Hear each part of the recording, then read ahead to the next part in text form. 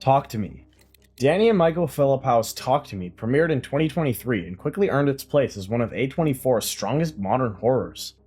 The setup is chillingly simple. A group of Australian teenagers pass around a preserved embalmed hand that lets them talk to the dead.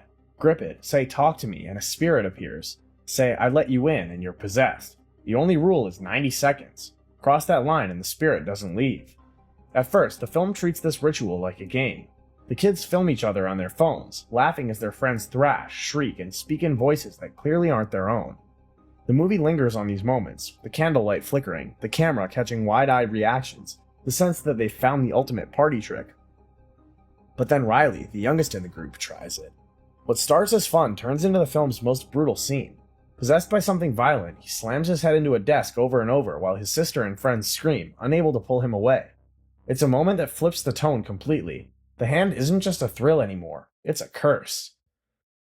From here on, the story follows Mia, played by Sophie Wilde, whose grief over her mother's death makes her cling to the hand even as it destroys the group. She's convinced she hears her mother's voice through the ritual, and that need for connection blinds her to the danger. The spirits twist her memories, blur her reality, and leave her isolated from everyone she cares about. The film works because it never reduces possession to a simple scare. It ties the supernatural to real emotions, grief, addiction, and the desperate need to belong. It's a film hunted down by ghosts. They invite them in, again and again, until the cost is too high to ignore. By the final act, Mia's choices leave her trapped in the very cycle she thought she could control. X. Ty West's X, released in 2022, is both a slasher throwback and a sharp commentary on youth, aging, and desire. Set in rural Texas in 1979, it follows a small crew of aspiring filmmakers who rent a farmhouse to secretly shoot an adult movie. They're full of energy, chasing fame and money in an era where sexual freedom feels like rebellion. But the property's elderly owners, Howard and Pearl, see something very different when they watch the group of strangers. The first half of the film feels almost ordinary. The crew films in barns and bedrooms, their cameras capturing staged intimacy under grainy lighting. The contrast is deliberate. Life and vitality in the foreground, silence and decay lurking in the farmhouse just behind. And at the center of it all is Pearl, played in dual role by Mia Goth, whose presence grows more unsettling with each scene. She stares at the young women with longing, touches them when they don't notice, and yearns for the youth that has slipped away from her. The violence doesn't erupt immediately. It simmers until Pearl's resentment and desire boil over. When the killings begin, they're blunt and shocking. No elaborate setups, just sudden acts of rage filmed with the same unflinching realism as the crew's movie. The horror isn't about a masked villain stalking teenagers. It's about watching age, loneliness, and envy twist into something feral. X stands out because it explains horror through contrast. Youthful ambition collides with the inevitability of aging. Sexual freedom is met with repression and bitterness. The crew believes they're making art that celebrates life, while Pearl sees it as a reminder of everything she's lost. The result is a film where sex and death share the same scene, and the scariest thing isn't the violence itself, but the reminder that time comes for everyone. Pearl. Released just a few months after X, Ty West's Pearl acts as both a prequel and a character study, showing how the quiet old woman from the farmhouse became a killer in the first place. Set in 1918, it follows Pearl, a young woman stuck on her family farm, caring for her paralyzed father under the strict control of her mother. She dreams of escaping to the movies, of dancing and performing, of becoming someone the world admires, but the reality around her is stifling. Isolation, war, and the Spanish flu that looms in the background. From the beginning, Mia Goth plays Pearl with a mix of innocence and menace. She sneaks away to watch films in town, whispers her desires to farm animals, and begs for more than the life her mother has forced on her.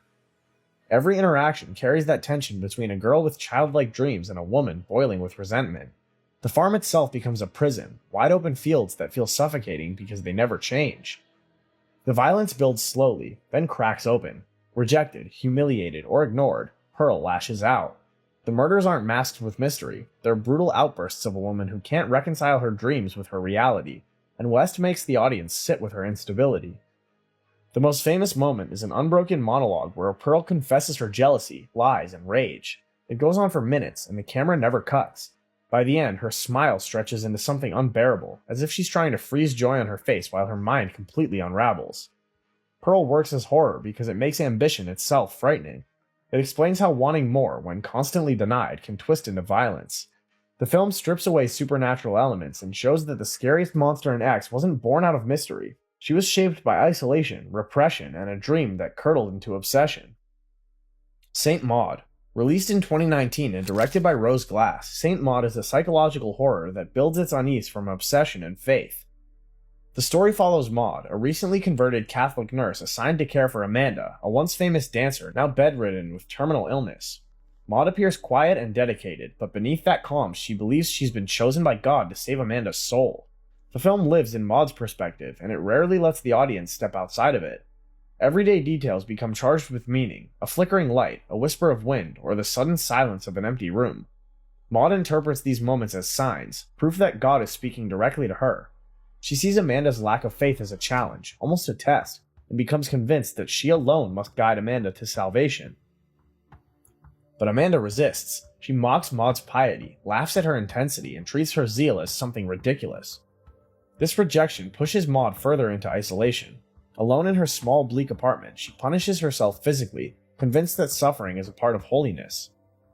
Her visions grow more vivid, blending reality with hallucination until even the audience can't separate the two. The climax is brutal in its restraint. Maud, believing she's completing a divine mission, commits violence in God's name, and the final scene reveals the horror of what she's truly done. Saint Maud explains horror not through jump scares, but by showing how faith, when twisted by loneliness and guilt, can become indistinguishable from madness. It's an A24 hallmark, turning something deeply human into something terrifying, and leaving you questioning whether the scariest part was the supernatural at all, or the devotion of someone desperate to feel chosen. In Fabric. Peter Strickland's In Fabric, released in 2018, is one of A24's strangest horror films, a surreal mix of haunted object horror, consumer satire, and dark comedy. At the center is a single red dress, cursed to bring misfortune and death to anyone who wears it. The first half of the film follows Sheila, a lonely bank teller navigating life after a divorce. Hoping for change, she visits a department store during its January sales. The store itself is uncanny, mannequins posed in unsettling ways, saleswomen who speak in archaic, almost ritualistic phrases, and an atmosphere that feels more like a cult ceremony than retail. When Sheila buys the dress, it seems to offer confidence and allure, but it also carries something else. From then on, the dress becomes inseparable from tragedy. Washing machines break down violently, dates go wrong, accidents escalate into deadly events. The dress itself seems indestructible, surviving burns, tears, and stains without losing its color. Each new owner inherits its curse, and the pattern repeats, desire followed by destruction. The film's horror isn't only in the dress, but in how the department store operates like a machine feeding off consumer longing. The clerks feel less like employees and more like cultists, guiding customers into rituals disguised as sales. Strickland shoots it with dreamlike imagery, close-ups of fabric swaying like living skin, mannequins in positions that feel disturbingly human, and store rituals that blur into outright occult ceremony. In Fabric explains horror by tying it to desire. The dress is never just clothing, it's temptation, the promise of change, beauty, or escape, followed by inevitable punishment. The result is less about a killer object and more about how easily ordinary lives can be destroyed when desire becomes blind devotion to what's being sold. The Witch. Released in 2015 and directed by Robert Eggers, The Witch marked A24's breakthrough in folk horror. The story is set in 1630s New England, where a Puritan family is cast out of their settlement and forced to survive on the edge of a dark forest. That opening alone sets the mood, an ox cart rolling away, the gate closing behind them, and silence swallowing them whole. At first, it's the ordinary hardships of farm life, barren fields, a sickly harvest, and a family barely holding together. But then the infant disappears. Thomasin plays peekaboo with her baby brother, looks away for a second, and he's gone. The film cuts to a glimpse of a figure in the woods, and suddenly it's not just survival anymore, it's fear. Eggers builds tension through authenticity. The dialogue is pulled from 17th century journals, which makes every prayer and accusation feel heavy with conviction. The mother, played by Kate Dickie, clings to faith as her grief turns to suspicion. The father chops wood until his hands bleed, his pride cracking along with the family's trust. And Thomasin, the eldest daughter, becomes the focus of their whispers. Maybe she's the witch. Maybe she's the reason for their downfall. The goat Black Phillip steals scenes quietly at first, just wandering the yard. The last shot of her rising into the air, surrounded by a coven, is both terrifying and strangely liberating. The Witch works because it isn't just about the supernatural. It's about isolation, repression, and how quickly fear can rot a family from the inside. Whether you see it as a story of hysteria or one of real witchcraft, The result is the same. Once the forest takes hold, there's no way back. Heretic. Scott Beck and Brian Woods, the duo behind A Quiet Place, wrote and directed Heretic, which premiered in 2024. On the surface, it starts quietly. Two young Mormon missionaries, played by Sophie Thatcher and Chloe East, knock on the door of a wealthy-looking home. Inside they meet Mr. Reed, played by Hugh Grant, who greets them politely, almost warmly, but the longer they stay, the more it becomes clear that this house is a trap. The film works by flipping expectations. At first, Mr. Reed seems like an eccentric man indulging in conversation. He offers drinks, asks questions, and slowly begins to peel away their sense of safety. The missionaries try to remain polite, as their faith teaches, but every change turns sharper. The questions shift from small talk to morality, from surface level to invasive, until they're cornered in a psychological game they can't walk away from. The house itself feels like part of the snare. Wide open rooms are shot in ways that make them look claustrophobic. Hallways stretch into shadows, and doors always seem to close just out of frame. Every attempt to leave is delayed by Reed's persistence, his charm bending into menace. Hugh Grant's performance is the anchor here. He plays Reed with a mix of theatrical flair and genuine menace, a man who enjoys testing others until they break. By the final act, Heretic shifts from a dinner table debate into outright survival horror. The missionaries realize faith and good manners won't protect them, not when their host has turned every principle they cling to into a weapon. The film doesn't rely on cheap scares. It builds dread out of a conversation, the kind that starts civil but ends with the realization that you've walked into someone else's doctrine, and there's no safe way out. Heretic explains horror by showing how belief can be twisted when used as a trap. It's less about demons or the supernatural, it's more about a human predator who turns faith into the sharpest blade in the room. The Lighthouse. Robert Eggers followed The Witch with The Lighthouse in 2019, and it's one of A24's most strikingly strange films. Shot in black and white on a nearly square aspect ratio, it traps the viewer in the same cramped isolation as its two leads, Thomas Wake, the older keeper played by Willem Dafoe, and Ephraim Winslow, the younger man played by Robert Pattinson. The premise is simple: two men sent to tend a remote lighthouse, but the execution turns it into a descent into madness. The film lingers on repetitive routines, scrubbing floors, hauling coal, eating meager meals under Wake's drunken toasts.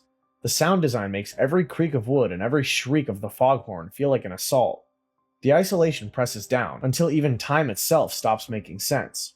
Conflict builds between the two men. Wake is domineering, forcing Winslow into endless chores while jealously guarding the lantern at the top of the tower.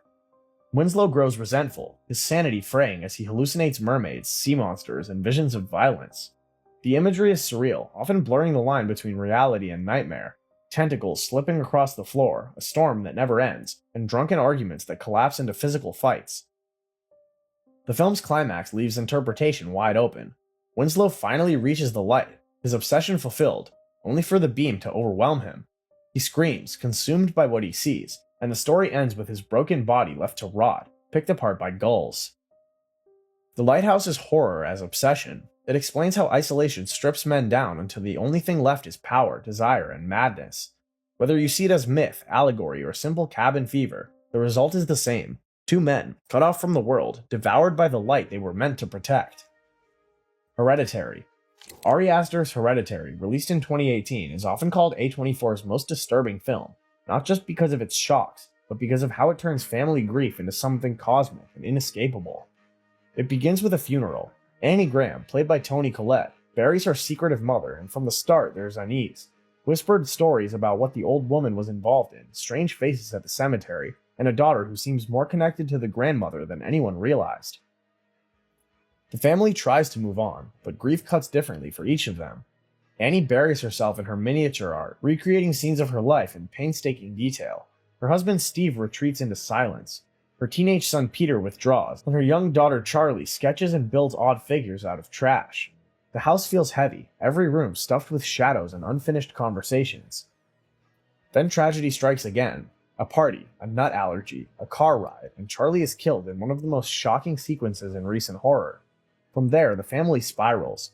Annie lashes out at Peter in a dinner table confrontation that feels more terrifying than any ghost scene, her grief boiling over in rage. Peter is haunted by visions of his sister, and Annie turns to a neighbor who teaches her how to hold seances. The rituals seem comforting at first. A glass moves, a candle flickers, and Annie believes she has found a way to speak to her daughter again. but the door she opens refuses to close. Shadows move, words appear in notebooks, and the house itself begins to feel like a stage set for something bigger. By the time the truth comes clear, that Annie's mother belonged to a cult, and that every death has been guiding Peter toward becoming the vessel for the demon payment, it's too late. The ending is blunt and unforgettable. Peter left alone, his family gone, his body no longer his own. The cult members bow. The film closes on a coronation as if all of this suffering was just a necessary step in a larger plan. Hereditary works because it makes horror inevitable. It explains grief not as healing, but as a trap. Every attempt to process loss only feeds the larger plan, until the family realizes they were never in control. Green Room. 2015 brought Green Room, a film that felt less like fiction and more like a worst-case scenario unfolding in real time. A struggling punk band takes a gig at a remote Oregon bar, the kind of place where the swastikas on the crowd's jackets tell you this was a mistake the second they walk in. The setup is fast: play the set, get paid, leave. But when one of the band members wanders backstage, they find a dead body. Just like that, the green room door locks, and the group is trapped with people who cannot afford to let them leave alive. The room itself is part of the terror: peeling paint, humming fluorescent lights, and the suffocating awareness that the crowd outside is waiting. When Pat pushes the door open and his arm is hacked into pieces, the camera doesn't cut away. It forces you to sit in that moment, the silence broken only by his shock and the chaos around him.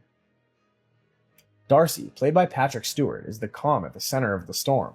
No shouting, no theatrics, just quiet orders that send dogs and knives after the trapped musicians. His control makes him scarier than the men carrying out the violence. By the end, the survivors crawl out battered and empty. It doesn't feel like victory, more like escape. The green room, meant to be a place for bands to wait before the music starts, becomes a coffin they barely pry open. Green Room shows that horror doesn't need the supernatural. In 2015, this film proved that sometimes the scariest thing is being trapped with people who see you as expendable. It Comes at Night. 2017 gave us It Comes at Night, a film that proves horror doesn't always need a monster you can see. The story opens with a family secluded in the woods, wearing gas masks and burning a body, their grandfather, who has succumbed to a mysterious illness. Right from the first scene, the rules of this world are clear. Stay isolated, stay cautious, and never let the sickness in. Paul, played by Joel Edgerton, runs his household with military precision. His wife Sarah and teenage son Travis follow strict routines. Doors stay locked, water is rationed, and the red door that leads outside at night is never to be opened. But when another desperate family stumbles across their home, Paul decides to let them in, hoping strength in numbers will mean survival. What follows isn't a battle against the infected, it's a battle against trust. Two families share meals, repair fences, and even laugh together, yet suspicion never disappears. A missing dog, a door left ajar, a sick child. Each moment chips away at the fragile peace. The film never tells us if the illness is outside, inside, or even real in the way we think. What matters is how fear erodes every bond. The horror here isn't in jump scares, but in atmosphere. Long, dimly lit hallways, silence broken by footsteps at night, and Travis's nightmares bleeding into reality all build a sense of dread. When violence finally erupts, it feels inevitable, not sudden. Two families destroying each other because fear leaves no room for trust. It Comes at Night is A24 horror at its starkest. It explains how survival, stripped of community and compassion, turns people into their own worst enemy. The question in the title is never answered, because what comes at night isn't the sickness. It's paranoia, creeping in until nothing human survives. Lamb. In Lamb, released in 2021, A24 took audiences to rural Iceland for one of its strangest horror dramas. The story follows Maria and Ingvar, a couple living alone on their sheep farm, grieving the loss of a child. One spring, during lambing season, they discover something impossible, a newborn that's half human, half lamb. They name her Ada, and instead of recoiling, they decide to raise her as their own daughter. The film plays almost entirely in silence. Wide shots of mountains, sheep in the mist, and endless grasslands give the sense of a world both beautiful and indifferent. The couple's joy in Ada feels tender at first, a second chance at parenthood, but the unease is constant. Maria takes Ada into her arms while a ewe stands outside bleeding as if it knows its child has been stolen. Tension grows when Ingvar's brother arrives. He looks at Ada with disbelief, then disgust, voicing the questions the audience has been holding back. Why are they pretending this is normal? What will happen when nature demands Ada back? His presence shakes the fragile peace in the household, but Maria and Ingvar cling tighter, refusing to let go. The ending is brutal in its simplicity. Ada's true parent, a towering ram-like creature, returns to claim her. Ingvar is killed, Maria is left alone, and the camera lingers on the landscape, empty again except for grief. Lamb doesn't explain its mythology. It doesn't need to. The horror lies in watching love turn into possession, and in the reminder that nature always takes back what it owns. I Saw the TV Glow. Jane Schonbrun's I Saw the TV Glow arrived in 2024 as part of A24's push into surreal horror, though it often feels more like a fever dream than a straightforward genre film. At its heart is Owen, a shy teenager in the suburbs who discovers a late-night TV show called The Pink Opaque. The series, filled with monsters and magical girls, becomes more than entertainment. Owen's connection deepens when he meets Maddie, another teen who shares his obsession. Together they bond over taped episodes, memorized dialogue, and the idea that this fictional show means something larger. But as the years pass, reality and fantasy bleed into each other. Episodes vanish, the show seems to continue in ways Owen can't explain, and his own identity feels trapped between the glowing TV and the dull grayness of his daily life. Visually, the film leans into color and texture. Scenes bathed in pink light contrast with the flat, suffocating tones of suburban homes. The sound design hums with static, like a television never fully tuned, keeping the audience off balance. The horror here lies in the feeling that reality itself is dissolving, and that the safety of fiction is slowly swallowing the real world. By the end, I Saw the TV Glow offers no clear resolution. It leaves Owen lost in his sense of disconnection, still reaching for something that may never have been real. The effect is haunting, not because of violence, but because of the fear that once you slip into fantasy, you may never find your way back. Midsommar. Ari Aster followed Hereditary with Midsommar in 2019, a film that shifts horror into the brightest daylight and still manages to make it unbearable. The story begins in tragedy. Dani, played by Florence Pugh, loses her entire family in a shocking act of violence. Clinging to her boyfriend Christian and his friends, she joins them on a trip to Sweden for a once-in-a-lifetime midsummer festival hosted by a remote commune. At first, it looks idyllic. Flower crowns, dancing, endless sunlight, and rituals that feel strange but harmless. The commune welcomes them with smiles and tradition, insisting everything they do is part of a cycle. But as the visitors settle in, the ceremonies grow more disturbing. An elderly couple leaps from a cliff in a ritual suicide, and the outsiders watch in horror. For the commune, it's natural. Life and death is part of the same cycle. For Dani and her friends, it's a signal that they've wandered into something they don't understand. The tension builds, not through shadows, but through exposure. Every ritual is shot in wide daylight. Every scream drowned out by music and chanting. One by one, Christian's friends vanish into the community's rituals. Christian himself becomes a pawn, drugged and manipulated into taking part in a fertility rite. Dani, still reeling from grief and betrayal, finds herself embraced by the commune, their affection filling the void left by her family. The finale is unforgettable. Christian, paralyzed, is placed inside a bear carcass and burned alive as part of the closing ceremony. Dani watches, wearing a crown of flowers, her face trembling before it breaks into a smile. Whether it's madness or liberation, the ending reframes the entire journey. Grief transformed into belonging, horror reshaped as acceptance. Midsommar explains terror not by hiding it, but by placing it in the sun. It shows how grief can make someone vulnerable to manipulation, and how community, even one built on violence, can feel like salvation to someone desperate for connection. And that brings us to the end of part 1. If you want horror rooted in family tragedy, Hereditary delivers it without compromise. But if you want to see dread build in the middle of the day, Midsommar shows how A24 turned daylight into something terrifying. If you enjoyed this breakdown, make sure to like the video, share your favorite A24 horror film in the comments, and subscribe so you don't miss the next one. Under the Skin. In 2013, Jonathan Glazer released Under the Skin, a horror film disguised as a minimalist sci-fi experiment. Scarlett Johansson plays an alien wearing human skin, driving a van through Scotland and picking up men off the street.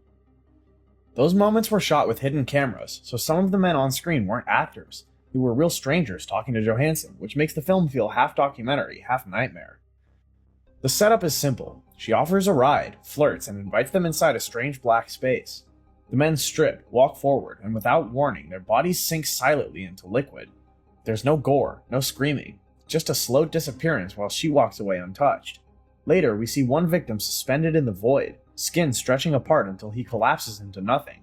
It's clinical, detached, and horrifying because the film never explains it. At first, the alien is pure predator. She mimics human behavior and consumes without hesitation, but cracks from when she shows hesitation with one man who has a facial deformity. She lets him go, a choice that suggests something like empathy. After that, her attempt to live closer to humans exposes her own vulnerability. The predator becomes prey, ending in a brutal reminder that she never really belonged in the human world. Under the Skin doesn't hold your hand. It doesn't explain its rules or mythology. Instead, it traps you in the alien's perspective, detached at first, then curious, then terrified. That shift is the horror, the realization that empathy, the very thing that makes us human, is also what leads to her destruction. High Life. Claire Denis released High Life in 2018, a mix of science fiction and body horror that A24 distributed in the US. The film stars Robert Pattinson as Monty, one of several convicts sent to a one-way space mission toward a black hole. The crew isn't there for exploration, they're being used as test subjects, trapped in an experiment that pushes the limits of survival and reproduction. The opening makes the structure clear. Monty is alone on the ship, caring for an infant daughter. The rest of the crew is gone. The story then folds back, showing how the mission unraveled. Julianne Binoche plays Dr. Dibbs, a scientist obsessed with fertility experiments. She controls the crew with drugs, extracting semen samples and forcing artificial insemination while denying them real intimacy.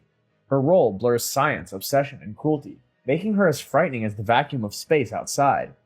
The ship itself feels more like a prison than a vessel. Corridors are narrow, lights buzz, and the routines repeat until time seems meaningless. Violence comes not from aliens or outside threats, but from the crew themselves.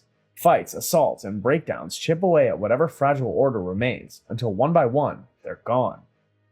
By the end, Monty drifts closer to the black hole with his daughter, the mission's last survivor. The film doesn't explain whether they'll die, escape, or simply disappear into the unknown. Instead, it leaves the image of a father and a child, floating into darkness together. High Life works as horror because it strips away the fantasy of space travel. There are no grand discoveries, just bodies, power struggles, and the emptiness of space pressing in until survival feels meaningless. The Hole in the Ground. Released in 2019 and directed by Lee Cronin, The Hole in the Ground is an Irish horror film that twists the changeling mystery into a modern setting. It follows Sarah, a single mother who moves with her young son Chris to a rural home near a dense forest. Not far from the house is a massive sinkhole, wide and unnerving, that seems to swallow sound and light. Early on, Sarah notices subtle changes in Chris. He eats differently, his temper flares, and he stares at her with an unfamiliar intensity. At first, she doubts herself. The stress of moving, the isolation, and her own troubled past cloud her judgment. But the more time passes, the more convinced she becomes that the boy in her home is not the same son she brought there. The film builds its tension slowly, mixing family drama with folklore unease. Sarah hears stories from a disturbed local woman about children who change overnight, about mothers who swear their kids have been replaced. That paranoia becomes her own, until every glance at Chris feels like a question. Is he still her son, or something else wearing his face? The climax brings Sarah back to the sinkhole, where she descends underground to confront the truth. In the darkness, she finds what looks like her real son, trapped among grotesque crawling figures.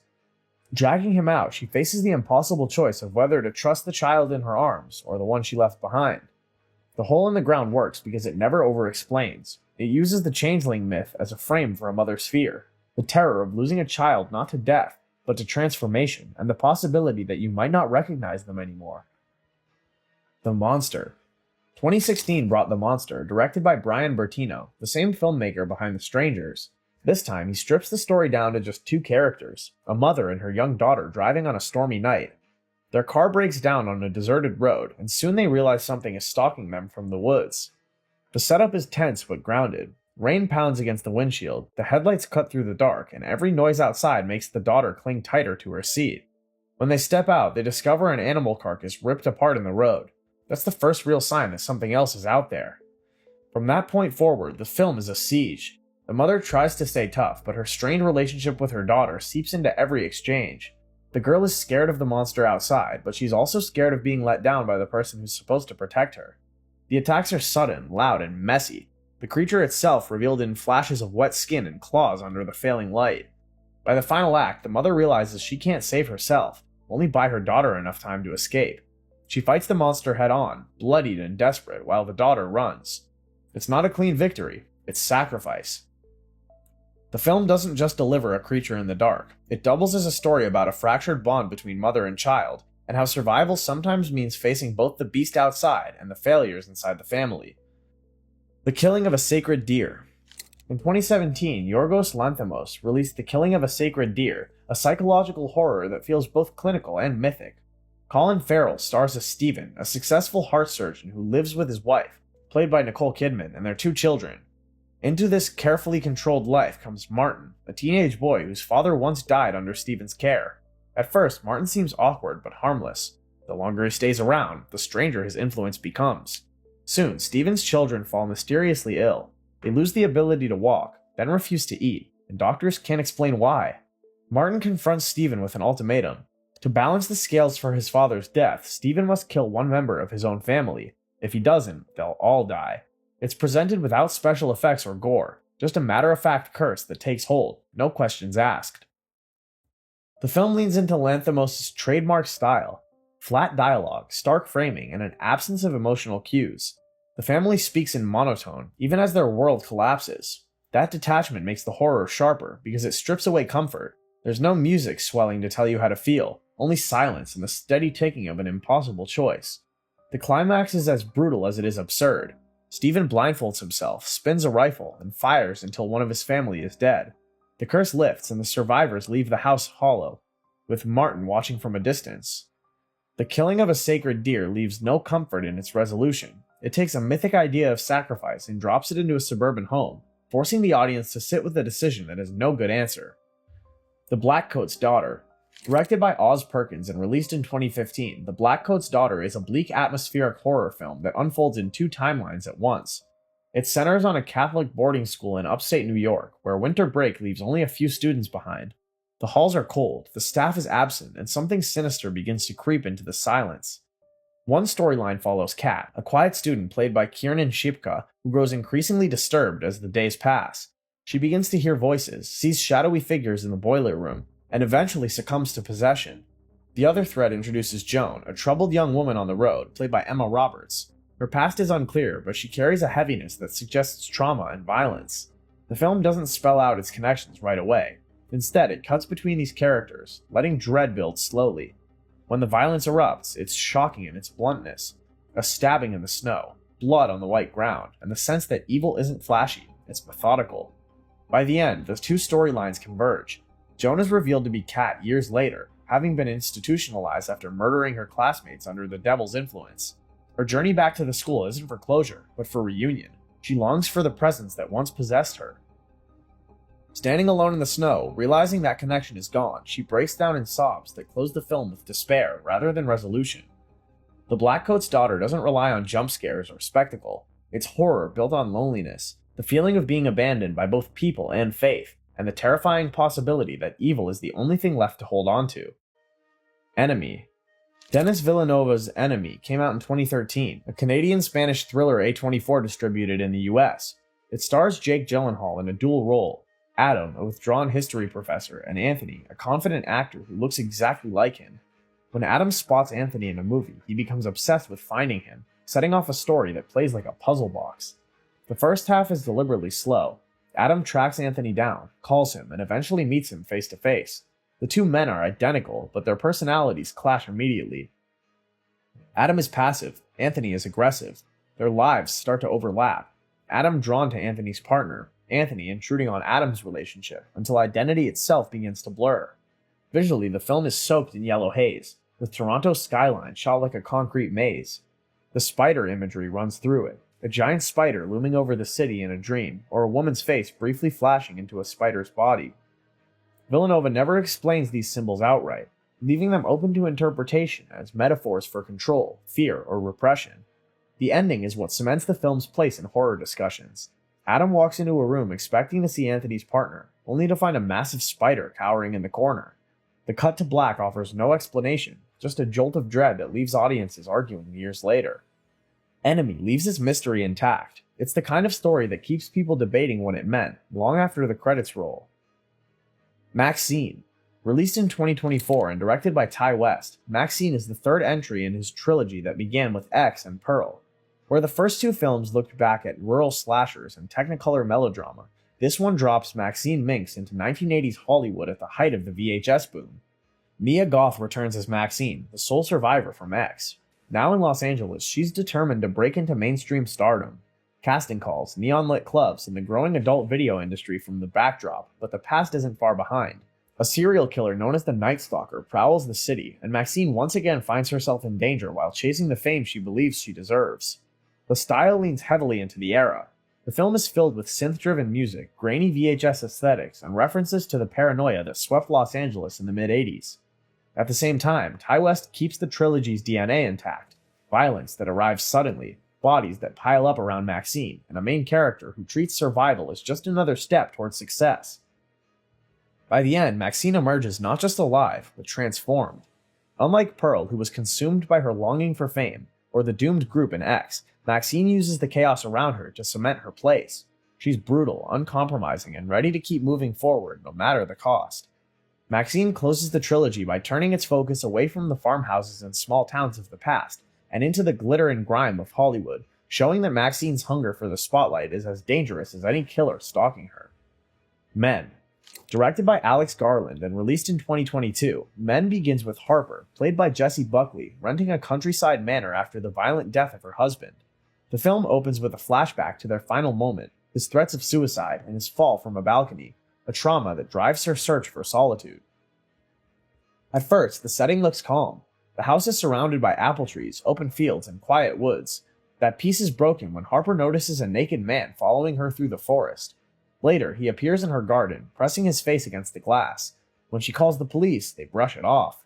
Every man she encounters in the village shares the same face, played by Rory Kinnear. The landlord is overbearing, the vicar twists her grief into guilt, the boy taunts her, and the police officer dismisses her concerns. Each encounter adds a different form of intrusion, and together they trap Harper in a cycle she can't escape. The final act is remembered for its body horror sequence. One figure gives birth to another, and then another, in a chain of grotesque rebirths that continue until Harper's husband reappears, battered and demanding attention. Harper, drained, simply watches him, offering no reaction beyond weariness. Men presents its horror through repetition and surreal imagery. The story strips away explanations and leaves the viewer to sit with Harper's experience, a confrontation with grief, blame, and cycles of male hostility that she cannot outrun. Climax. Gaspar Noé's Climax came out in 2018, inspired by a real case in the 90s where dancers were drugged without their knowledge. The film opens with a rehearsal in a bare building. The group moves with precision, captured in a single long take that feels alive, not staged. For a while, it plays like a celebration, music blasting, bodies in sync, everyone at their peak. After the rehearsal, they gather for drinks. The camera lingers on their conversations, arguments, and small rivalries. Slowly, it becomes obvious that the sangria has been laced with LSD. The atmosphere changes. The camera starts drifting, spinning, and dripping as if the floor itself is slipping away. From that point, structure collapses. One mother locks her son in a side room to keep him safe. The dancers' paranoia turns them against each other. Some lash out violently, others collapse into spasms. The music never cuts, and the red-lit hallways turn the screen into a dizzying nightmare. At one point, the camera flips upside down and just stays there while people scream and thrash. The horror doesn't come from a creature or killer. It comes from watching a group destroy themselves under the pressure of fear, drugs, and isolation. The child in the side room dies accidentally, electrocuted, a moment that cuts through the chaos with real finality. By morning, the building is quiet. Survivors lie scattered on the floor, barely moving, while the rest are gone. There's no resolution, no answers, just exhaustion. Climax traps the audience inside the same spiral as the dancers. No way out until it stops. Beau is Afraid. Released in 2023 and directed by Ari Aster, Beau is Afraid stretches horror into a 3-hour odyssey built around paranoia and guilt. Joaquin Phoenix plays Beau, a timid man living in a crumbling apartment where every corner feels unsafe. The street outside are filled with chaos, strangers, fighting, graffiti, and threats on every wall, making Beau's fear of leaving his home feel justified. The story begins when Beau plans to visit his mother, but a chain of misfortunes keeps him from getting there. His keys vanish, his luggage is stolen, and when he tries to step outside, violence seems to close in immediately. Every time he tries to move forward, the film shifts into another setting, each one stranger than the last. He's hit by a car and taken in by a seemingly kind suburban couple, played by Nathan Lane and Amy Ryan. Their home looks safe, but the longer Beau stays, the more their hospitality turns controlling. From there, he wanders into the woods and stumbles upon a traveling theater group, where the film blurs reality and fantasy. Their performance folds into Beau's own life story, as if he's watching the stages of his existence play out in front of him. The final act returns him to his mother's home, but nothing offers clarity. The house is enormous, filled with secrets, including a hidden attic that holds the film's most disturbing image. Beau's father is a gigantic phallic figure looming in the shadows. In the end, Beau stands trial in a surreal courtroom, judged for his failures as a son. His death comes not as a twist, but as an extension of the same guilt that shaped every step of his journey. In the end, Beau is Afraid plays like a nightmare in chapters. Each new setting strips away more of his control until what's left is a man swallowed by fear and guilt with nowhere left to turn. Death of a Unicorn. Directed by Alex Sharfman and released in 2025, Death of a Unicorn blends horror, fantasy, and dark comedy into one of A24's strangest projects. Paul Rudd stars as Elliot, a father driving with his teenage daughter Ridley, played by Jenna Ortega, to a retreat hosted by his wealthy boss. Along the way, their car collides with something unbelievable, a unicorn. The moment sets the tone. Ridley touches its horn and experiences visions that feel cosmic, while Elliot reacts in panic and kills the animal with a tire iron. They conceal the body and continue to the Leopold's estate, where the weekend is framed as a luxurious gathering for power, art, and influence. Guests hand over their devices at the gate, placing them under the Leopold's control from the start. The story turns from shock to exploitation. Ridley notices the unicorn's healing properties when her skin clears and Elliot's allergies disappear. The Leopolds quickly discover what the animal can do and begin using its horn to make injections. Odell, terminally ill with cancer, sees it as salvation. The family's obsession grows, and the retreat shifts into something darker, a hunt for the unicorn's parents, who have arrived to reclaim what was taken. The violence escalates quickly. Scientists and guards are torn apart, while the Leopold's son Shepard abuses the unicorn serum for his own gain. Scenes move from satire to horror as the estate turns into a battleground between greed and nature's revenge. The unicorns aren't symbols of innocence, they're feral, destructive, and protective of their own. The climax is brutal. Elliot is mortally wounded, but revived by the unicorns. Ridley confronts the true cost of what her family has done, and the Leopold's pursuit of eternal power collapses in blood. Death of a Unicorn blends dark comedy, fantasy, and horror while layering in Eat the Rich satire. Some critics found the tone uneven, but its mix of father-daughter drama, grotesque imagery, and mythic violence makes it one of A24's boldest swings in recent years. Life After Beth.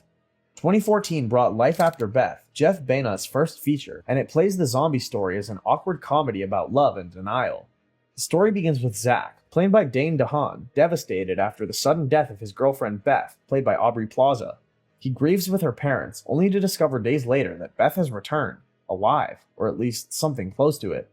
At first, Zach treats her return like a miracle. They go on walks, talk about the relationship, and it feels like a second chance. But cracks appear almost instantly. Beth is confused about her own death, her memory skips, and her moods swing violently. The stranger part is that her parents act as if nothing is wrong, clinging to her presence and refusing to acknowledge that something supernatural has happened. As Beth's condition worsens, the film leans further into absurdity. She develops a craving for dirt, drags an oven around strapped to her back, and her temper turns destructive. Zach, torn between love and fear, tries to manage her while realizing that more people in town may be coming back in the same way. What started as personal grief expands into a wider outbreak, with the community struggling to accept or control their undead loved ones. The humor is dark and often awkward, but the undercurrent is sincere. Zach's denial mirrors the way people cling to lost relationships, refusing to let go even when it's obvious the person isn't the same anymore. Aubrey Plaza plays Beth with both comedic timing and menace, shifting between sweetness and sudden violence. By the end, Zach has no choice but to confront what Beth has become. The resolution isn't heroic, it's inevitable. Love can't survive when the person you're holding on to is already gone. Life After Beth sits on the lighter side of A24's horror catalog, but its mix of comedy and tragedy shows how even a zombie story can be used to explore grief and the struggle to move on. Opus. 2025 saw A24 release Opus, the debut feature from Mark Anthony Green. The film follows Ariel Ekton, played by Ayo Edebiri, a journalist invited to a once-in-a-lifetime event. Alfred Moretti, a reclusive pop star played by John Malkovich, is unveiling a new album after vanishing from the spotlight for nearly 3 decades. The setup is clear from the start. A group of journalists, influencers, and industry figures are escorted to Moretti's remote compound. Phones and devices are confiscated at the gate, cutting them off from the outside world. The environment feels like part luxury retreat, part cult headquarters. Staff members, known as levelists, dress in uniforms, enforce rules, and treat Moretti's presence as sacred. At first, the guests act like they're in an exclusive listening party, but unease grows quickly. People are watched constantly, questions are shut down, and conversations feel staged. Moretti himself is a looming figure, charismatic but unsettling. His long absence, instead of making him sympathetic, fuels the sense that everyone has stepped into something controlled. Tension escalates as disappearances begin. Guests wander off and don't return. The compound's rituals, from group gatherings to private performances, blur the line between art and indoctrination. By the time Ariel begins piecing together what's happening, it's already clear that the event isn't about celebrating music. It's about control, devotion, and how far people will go when they're desperate to stay close to power. The film leans on its atmosphere, striking costumes, stylized lighting, and music written by Nile Rodgers and The Dream. Yet critics noted that for all its visual ambition, the story loses focus. Characters feel underdeveloped, and the danger never builds to a satisfying payoff. Still, Opus fits into A24's slate as a modern cult horror, one that asks what happens when celebrity worship stops looking like fandom and starts looking like submission. Y2K. Released in 2024 and directed by Kyle Mooney, Y2K takes the real fear of the year 2000 computer bug and twists it into a full-blown disaster comedy with horror elements. The film is set on New Year's Eve 1999 and follows a group of teenagers at a suburban house party. What begins as a typical night of drinking, hookups, and teenage awkwardness turns apocalyptic the moment the clock strikes midnight. Instead of minor computer glitches, the so-called Y2K bug triggers chaos on a global scale. Machines revolt, technology malfunctions, and the world outside the party collapses. The teens who are expecting nothing more than drama over crushes and bad beer are suddenly fighting to survive. The film plays heavily on its late 90s setting. The soundtrack is loaded with era-specific hits, the fashion and slang are spot on, and the house party is filled with little details that feel pulled out of a time capsule: flip phones, bulky computers, and MTV-style energy. What makes it unsettling is the sudden switch. The same tech that defined the era becomes the source of terror once the bug hits. As the night spirals, the group splits. Some keep partying, others panic, and a few try to take control. The truth is, none of them really understand what's happening beyond the house. And that contrast about teenagers trapped in their own drama while the world outside collapses is what drives Y2K. By the end, it shows the chaos of one generation's New Year's Eve turning into the end of everything they know. That wraps up part 2. Out of this set, Climax is the one to check out if you want a film that feels more like an experience than a story.